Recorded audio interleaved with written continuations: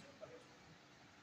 ఇంతే కాకుండా మీరు చేసిన నేరాల వల్ల మీ ఇంట్లో వాళ్ళకి ఏమైనా ఇబ్బందులు ఎదురైతే వాటిని కూడా మీరు రాసిస్తే కనుక ఆ ఊరికి పంపించి ఆ సమస్యని క్లియర్ చేస్తాం. ఇక్కడ నుంచి ఎవరో రాసిచ్చారు, మేము ఎస్పీకి పంపించాం సమస్యను క్లియర్ చేయాలి. ఇక్కడ ఎవరో రాణిగంధేదో అని చెప్పి రాసిచ్చారు.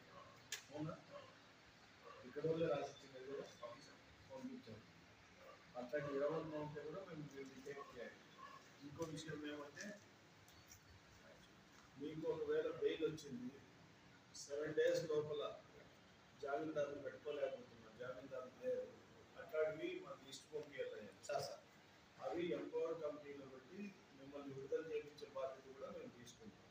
సరేనా?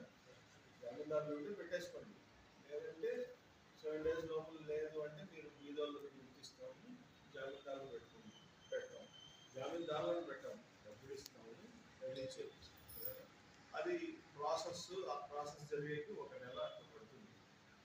అన్ని రోజులు ఓపిక ఉంటే విడిపించేది మేము దాన్నే మనం ఏమంటామంటే ఎంపవర్డ్ కమిటీ అంటాం.